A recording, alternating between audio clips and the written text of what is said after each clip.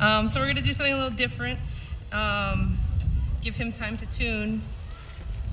Do a little poem. So one of the ways that, we're really happy to be here. We're happy to be at any event that's celebrating sovereignty, celebrating Ea, Pu'oko'a, Lahui, any of the ways that we can gather together as a community on any of the islands. And we wanted to show our support in that way. But besides just offering some of these songs, and we believe as an ohana that just singing these songs, singing the mele of our kupuna, using the language of our kupuna, that we are living a life of resistance to America and imperialism and all the forces that have tried to erase us and bury us. But sometimes we also want to be really, really clear and overt. So this next poem is an offering to you folks and all of you who are just these beautiful examples of living resistance every day.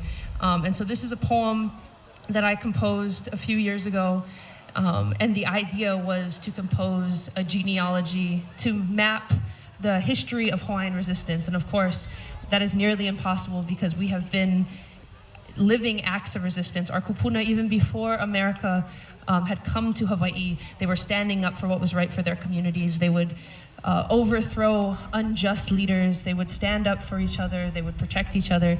So there are only a few stories in this poem, but I offer it to you folks. There's also a song that you will know. I more than welcome you to sing it with me, but just know that this poem is like 8 minutes long. So if you stand to sing, you will be standing to sing for 8 minutes. So just fair warning. And then after this, we'll sing a couple songs and let you go on your merry way. But mahalo.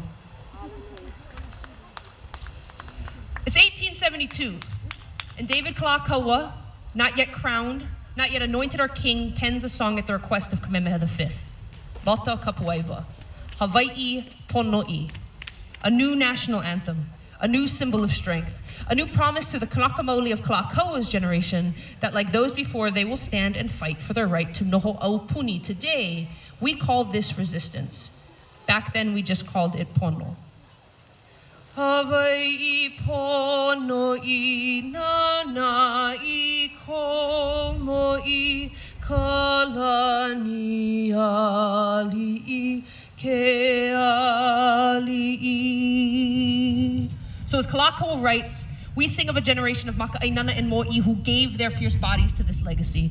We sing and we remember we are the sons and daughters of Po, the deepest, darkest, most creative forces of this world. We sing and we remember umiali loa kiha pi'ilani manono ke kuokalani Hawaiians who practice strength, resiliency, and resistance, knowing that no human power was so supreme that it could not or should not be overthrown when unjust. Kalakaua writes and remembers an older Kamehameha, Ko'i Keuli thundering, Uamau ke eo ka aina i ka pono.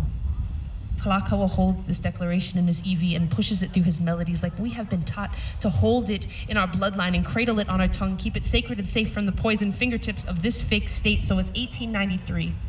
An overthrown kingdom, a nation in distress, and Ellen, ke ho'ohiwa o Kalani Wright Prendergrass, feeds her generation rocks of resistance, pens us the melodic reminder of our genealogy of protest, while Kalua I Ko'olau and his wife run to the brush at Kalaloa and Kauai.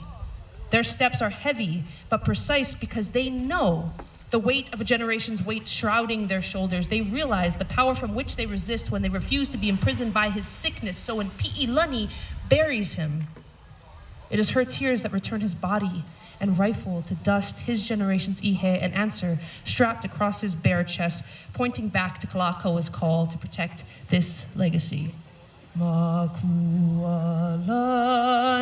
e kameha meha e na kaua e pale me ka ihe. It's January 7th, 1895. Over 300 men, led by Robert Wilcox, take cover in the pohaku above Le'ahi. With rifles armed with gunpowder and aloha aina, untrained soldiers give their lives for Hawaii. But these are not the core of the key pu'upu'u reign of Waimea. They are only the last physical defense of a people who know in their na'o that laying down to the opposition is not an option, though they are not ihe, not malo, not ma'a. They are the kaua who answer Kalakaua's call. So now it's 1897. And America's physical power seems to be a muscle that cannot be matched. Aloha aina of a new generation take to the greatest weapon of a new time, pen and paper. Because of them, our kupuna's names remain scratched into a new kind of stone, painting the picture of a strong, unified people, a nation whose love for Lahui could not be rivaled, erased, or buried under joint resolution. Hawaii Pono'i na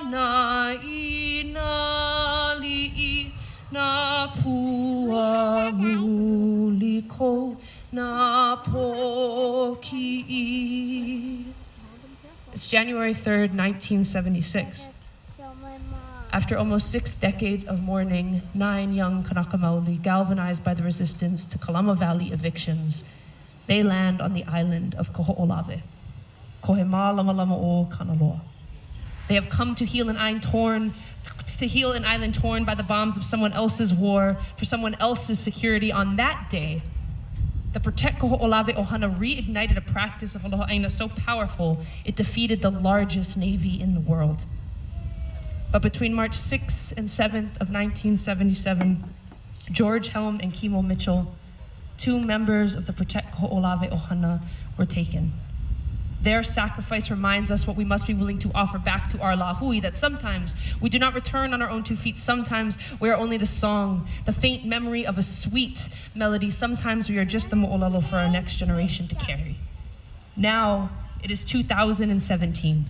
Those of us who remain have the kuleana their lessons laced into the backbone of our practice so that they shall never be forgotten.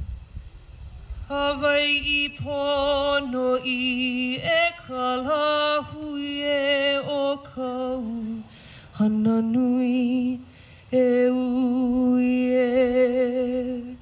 This is our anthem of resistance, written from the memory of past promises. On March 29, 2015, aloha aina of this generation ascended our sacred Mauna a Wakea. They have stayed through the night, protecting our sacred people on the front lines and the courtrooms ever since. This sacrifice confirms resistance as a Hawaiian tradition. Ai pohaku, as fundamental to our story as hula and oli, this is the true mo'olelo Hawaii, of new roots sprouting from old seeds. E nā po'eo Hawaii. Oni pa'a in this resistance, knowing that your kupuna, Robert Wilcox, George Helm, Kalui Ko'olau, Pi'ilani, Queen Lihue Kalani, and the hundreds and thousands who stand with them, would stand with our young brothers and sisters between any Mauna and any desecration. We stand on their shoulders today when we insist on a better future. We honor their names. So come, sing with us. Know that when you do, you are joined by the hundreds and thousands who sang these songs before you. Know in your na'au that this is the way we rise.